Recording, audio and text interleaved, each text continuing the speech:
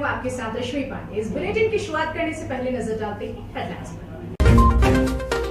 रामनगरी अयोध्या में रामनवमी वृक्ष के बाद दूसरा सबसे बड़ा प्रमाण सरयू गाय। 20 वर्षों से लगातार ये गाय जन्मभूमि परिसर में सटे एक मंदिर में प्रतिदिन प्रदक्षिणा करती है। उत्तराखंड के एकमात्र रेड जोन में आने वाले हरिद्वार जिले में लगभग 1.5 महीने से व्यावसायिक गतिविधियां बंद। व्यापारियों का सब्र अब टूट रहा। जिले को ऑरेंज जोन में लाकर व्यापार शुरू करने की अनुमति की मांग। संतकबीरनगर में मामूली सी बात पर 2 पक्षों में जमकर हुई मारपीट, चली गोली, गांव में दहशत। घटना में 4 लोग घायल। पुलिस 10 लोगों के खिलाफ मुकदमा दर्ज कर आवश्यक कार्रवाई में जुटी। भारत में तीसरी बार बढ़ाए गए लॉकडाउन के बाद अब प्रवासी मजदूरों का सब्र जवाब दे रहा। जालौन में दूसरे प्रांतों से लौट रहे प्रवासी मजदूरों को रोके जाने पर उग्र हुए मजदूर, पुलिस पर किया पथराव। जगह जगह सफाई कर्मियों का सम्मान, तो वहीं पीलीभीत में पुलिस ने सफाई कर्मी का किया अपमान। पीलीभीत में सफाई कर्मी कोरोना योद्धा की पुलिस ने की पिटाई। गुस्साए सफाई कर्मियों ने घेरी कोतवाली। और अब खबरें विस्तार से। रामनगरी अयोध्या में रामनवमी वृक्ष के बाद दूसरा सबसे बड़ा प्रमाण सरयू है, जो अयोध्या को धर्मनगरी साबित करता है। यहाँ बात सरयू नदी की नहीं बल्कि एक गाय की हो रही है, जो राम जन्मभूमि परिसर से सटे एक मंदिर में प्रतिदिन प्रदक्षिणा करती है। पिछले 20 सालों में गाय की साधना का क्रम अब तक बना हुआ है।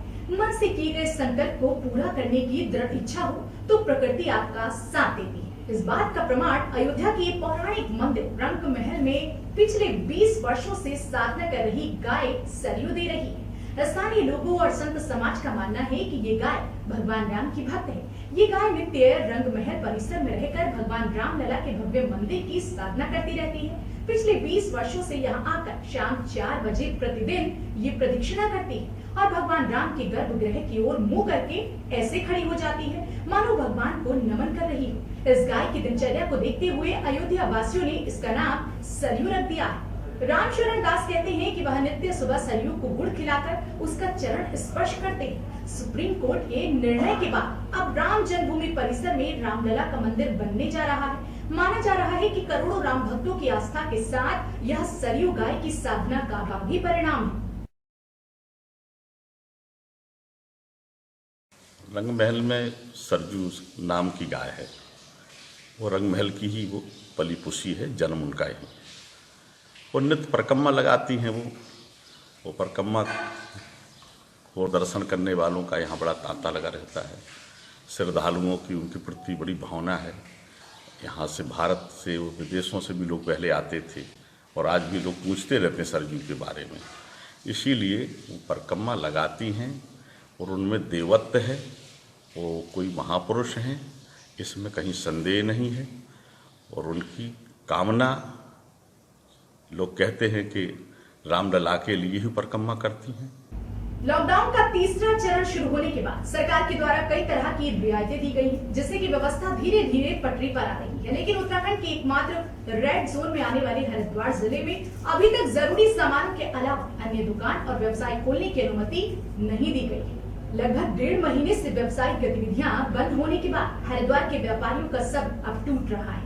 व्यापारियों की मांग है कि हरिद्वार जिले को ऑरेंज जोन में लाकर व्यापार करने की अनुमति दी जाए। लगातार व्यापार बंद रहने के कारण व्यापारियों के सामने आर्थिक संकट आ खड़ा हुआ है, जिसको देखते हुए सरकार को हरिद्वार के व्यापारियों को भी राहत देनी चाहिए। व्यापारी नेताओं ने कहा कि हरिद्वार में व्यापार और दुकानें खोलने के लिए सरकार के द्वारा जो भी व्यवस्था बनाई जाएगी, सभी व्यापारी अच्छी तरह से उसका पालन करेंगे। मैं तो निवेदन करना चाहता हूँ मैं माननीय मुख्यमंत्री उत्तराखंड से कि धीरे धीरे व्यापारियों के बारे में सोचो। जो मध्यम वर्गीय व्यापारी है वो इस टाइम बड़ी स्थिति उनकी खराब है, क्योंकि काम धंधा बिल्कुल चौपट हो रखा है और क्या कहते हैं, लोग घरों में बैठ के, और आपको लोगों को पता ही है परिस्थितियाँ गंभीर पैदा होती जा रही हैं। और टूरिस्ट ही नहीं आएंगे तो हरिद्वार का व्यापारी तो तरस हो चुका है, सड़कों पे आ चुका है उसका परिवार व्यापारी का। मध्यम जो व्यापारी है वो सड़कों पे आ चुका, वो कहाँ जाएगा। सरकार दारू वालों को भी छूट दे दिया, ठेके वालों को भी, अस्थि प्राइवेट वालों को भी छूट दे दिया। अब व्यापारी कहाँ जाएगा। व्यापारी के साथ क्यों भेदभाव कर रही है सरकार। के व्यापारियों की स्थिति बहुत ही ज़्यादा दयनीय हो गई है और हालात व्यापारियों के परिवार भूखमरी के कगार पे हैं। इसके 2 कारण हैं, एक तो लॉकडाउन का पालन करते हुए और एक लॉकडाउन के दौरान आम जनता मानस की सेवा करते हुए। मेरा निवेदन उत्तराखंड के यशस्वी मुख्यमंत्री से है और माननीय जिलाधिकारी महोदय से है कि वो हरिद्वार के जोन को तुरंत बदलें और बदलने के दौरान जिस तरीके से उत्तराखंड प्रदेश में अन्य जिलों में जो सुविधाएं दी गई हैं, जिन आदेश के द्वारा सुविधाएं दी जा रही हैं, उन सुविधाओं को हरिद्वार में भी किया जाए। यूपी के संत कबीरनगर जिले के रेधकपार गांव में एक व्यक्ति को गांव के विकास कार्यों की जानकारी मांगना इतना महंगा पड़ गया कि दो पक्षों में जमकर लाठियां चटकी और असलहे से जमकर फायरिंग की गई, जिससे गांव में दहशत का माहौल बना हुआ है। एक वर्चस्व को लेकर देर रात्रि हुई 5 राउंड हवाई फायरिंग और मारपीट की घटना में 4 लोग घायल हो गए। जनपद के धनसिंघा थाना क्षेत्र के रेधरपार गांव में मामूली बात को लेकर हुई हवाई फायरिंग और मारपीट की सूचना पाकर मौके पर पहुंची पुलिस ने मौके से टूटी हुई बंदूक और दगे कारतूस को अपने कब्जे में लेकर घायलों को इलाज के लिए अस्पताल भिजवा दिया है। फिलहाल इस पूरे मामले पर पुलिस ने दोनों पक्षों से मिली तहरीर के आधार पर अब तक 10 लोगों के खिलाफ मुकदमा दर्ज कर लिया है और आवश्यक कार्रवाई में जुट गई। ग्राम प्रधान ने सभी लोगों का, पूरे गांव का पैसा जो है अपने मनमर्जी से निकलवाता है जबरदस्ती। हमने उससे अपना पासबुक मांगा कि प्रधान जी हमारा पासबुक हमें दे दीजिए, तो यह कहते हुए जा रहा है कि तुम्हारे बाप का गुलाम नहीं, तुम्हारे में दम है तो जाके निकलवा लो। माँ बहन की गालियां देने लगा। हमने कहा भाई तुम गाली क्यों दे रहे हो? तो बगल के घर में प्रकाश उपाध्याय के घर पे जाकर के वहाँ खड़ा होकर के अपने भाइयों को और सबको बुलवाया है, पिस्टल और रिवाल्वर लेकर के हमारे घर पे वो लोग आए हैं पूरी टीम के साथ। हमारे पिताजी को मारा है इस तरह से। यहाँ पे फायरिंग भी की है, 5-5 राउंड फायर किया गया है भागते समय। धर्मसिंघवा थाना क्षेत्र की घटना थी ये। 2 पक्षों में झगड़े की सूचना मिली थी। इसमें जो पहली सूचना मिली, इसमें एक पक्ष द्वारा, जिसमें एक प्रधान है गांव का, और दूसरे पक्ष के साथ मारपीट की गई। दोनों ही पक्षों में झगड़ा हुआ है, दोनों तरफ से चोटें लगी हैं। दोनों पक्षों का मेडिकल परीक्षण करा करके अभियोग पंजीकृत किया। कोरोना महामारी को फैलने से रोकने के लिए भारत में तीसरी बार बढ़ाए गए लॉकडाउन के बाद अब प्रवासी मजदूरों का सब जवाब दे रहा है। रविवार को जालौन में दूसरे प्रांतों से लौट रहे प्रवासी मजदूरों को भारी संख्या में देखते हुए जालौन पुलिस ने NH-27 पर विस्तृत जालौन झांसी बॉर्डर पर रोक लिया, जिससे प्रवासी मजदूर उग्र हो गए और मजदूर बहुत परेशान थे।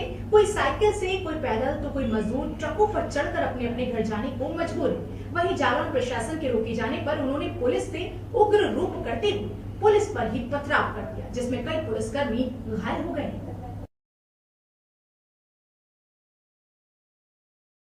हम लोग मर रहे हैं अभी। कहाँ से कहाँ जा रहे हैं आप लोग? पानी नहीं मिल रहा है।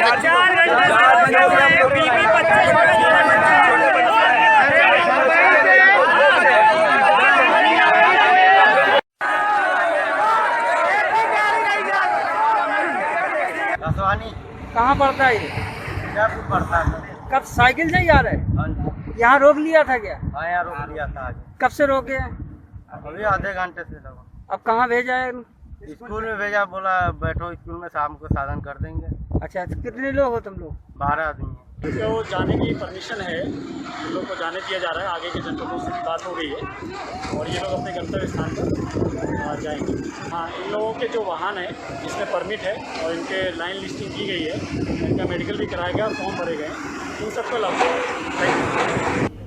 पीलीभीत में सफाई कर्मी कोरोना योद्धा की पुलिस ने पिटाई कर गुस्साए सफाई कर्मियों ने कोतवाली का घेराव कर दिया और पुलिस का जमकर विरोध किया। जगह जगह सफाई कर्मियों को सम्मानित किया जा रहा है, तो वहीं पीलीभीत में सफाई कर्मी की पिटाई कर उसे अपमानित किया जा रहा है।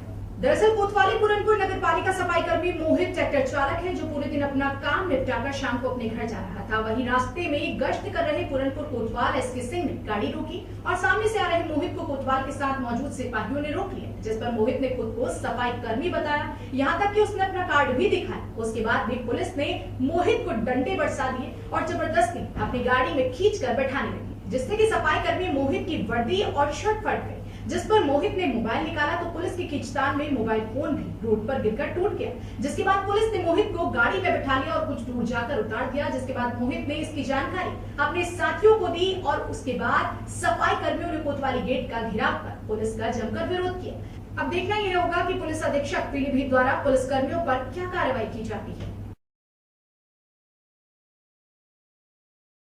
इस बुलेटिन में फिलहाल इतना ही। देश दुनिया की तमाम बड़ी खबरों को जानने के लिए बने रहिए हमारे साथ और देखते रहिए HK न्यूज़।